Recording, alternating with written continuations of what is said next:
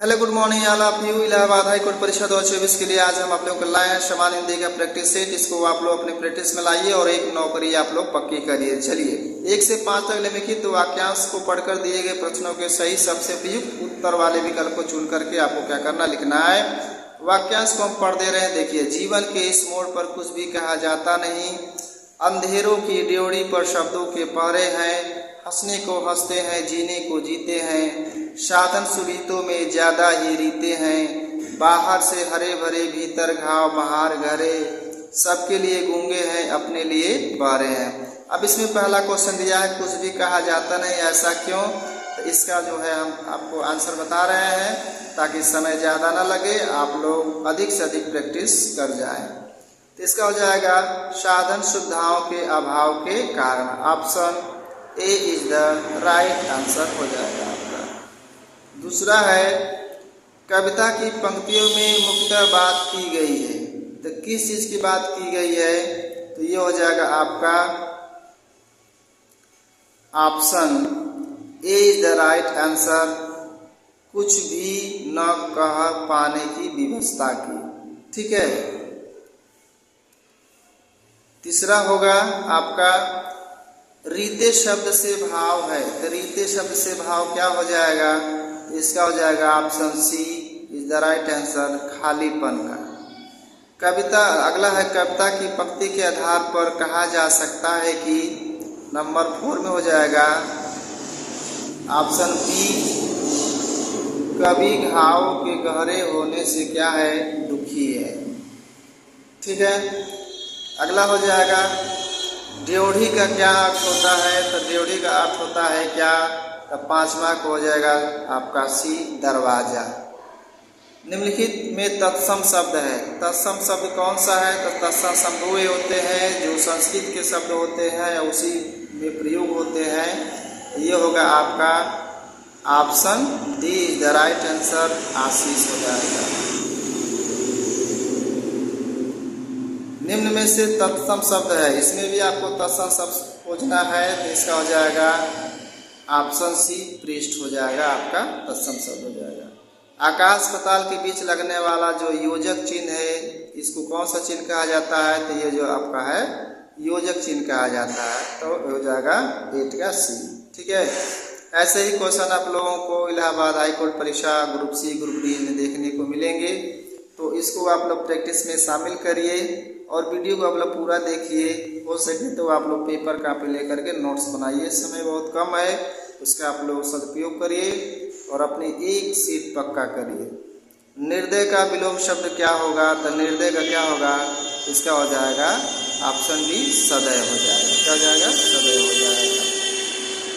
अगला है question number 10 पर चलते हैं। देखिए, कई बार क्वेश्चन पूछा गया है स्थावर का विलोम क्या होता है? तो स्थावर का विलोम होता है जंगम।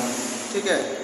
कौन सा शब्द कामदेव का पर्याय नहीं है? तो कामदेव का कौन सा पर्याय नहीं है? ये होगा आपका अरविंद, ऑप्शन बी। ठीक है।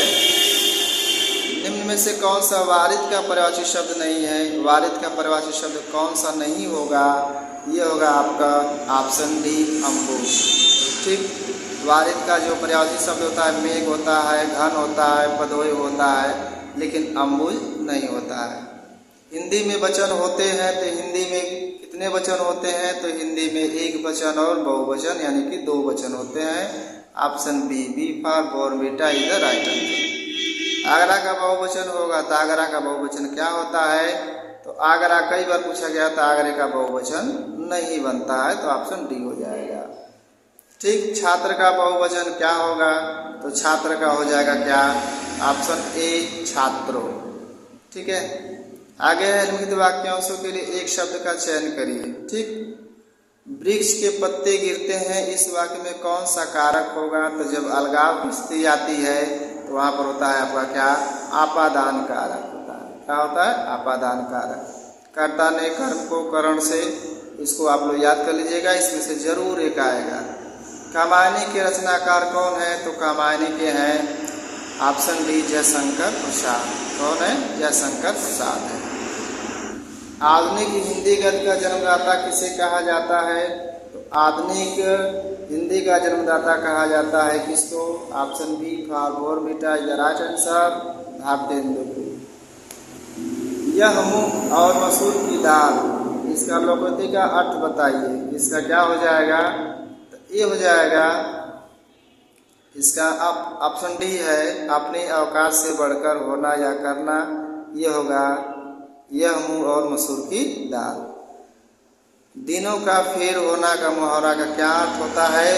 इसका होता है दिनों का फेर होने का मुहावरा का अर्थ होता है ऑप्शन सी, भाग का चक्कर। ठीक है, नेक्स्ट चलते हैं 21 क्वेश्चन पर। देखिए 21 में क्या दिया हुआ है। 21 में दिया है कि निम्नलिखित में से कौन सा वाक्य जो है शुद्ध है, यानी कि शुद्ध वाक्य जो है उसका चयन करना है। इसमें शुद्ध वाक्य कौन सा हो जाएगा? ये हो जाएगा ऑप्शन बी, बाघ और बकरी एक घाट पानी पीते हैं। ठीक है, अगला है शायद पिताजी आए, शायद पिताजी जाए किस प्रकार का वाक्य है? ये किस प्रकार का वाक्य होगा? तो ये होगा आपका संदेह अर्थक शब्द हो जाएगा। शुद्ध वर्तनी वाला शब्द चुने। शुद्ध वर्तनी वाला शब्द इसमें कौन सा है? तो 23 में हो जाएगा आपका शूर्पणखा, ऑप्शन डी। ठीक है, D for Denmark is the right answer. इस महाकाव्य में 16 बीच में भरना है, रिक्त स्थान को भरने के लिए उसी शब्द क्या होगा? तो इसका हो जाएगा 16 सर्ग, option A is the right answer हो जाएगा। अर्चना अत्यंत सुंदर है, वाक्य में कौन सा विशेषण है? अर्चना अत्यंत सुंदर है, इसमें विशेषण बताना है। तो विशेषण क्या हो जाएगा? तो विशेषण आपको बता दें कि नाउन या प्रोनाउन यानी संज्ञा सर्वनाम की जो विशेषता बताता है उसको विशेषण कहते हैं। हो जाएगा आपका सुंदर। ठीक है, ठीक। एक देखिए सुंदर विशेषण होता है कि विशेष से होता है। तो विशेष से आपका अर्चना हो जाएगा और विशेषण हो जाएगा कि आपका सुंदर हो जाएगा। ठीक है, अगर प्रविशेषण की बात करें तो इसका हो जाएगा अत्यंत, यानी कि जो विशेषण की विशेषता को बताता है उसको हम कहते हैं प्रविशेषण, और जिसकी विशेषता बताई जाती है उसको हम विशेष्य कहते हैं। ठीक है, तो ये रहा आप लोगों के लिए 25 महत्वपूर्ण क्वेश्चन है हिंदी के, आप लोग प्रैक्टिस सेट कर जाइए। ठीक है, हमारे YouTube चैनल इंडिया अकेडमी 0.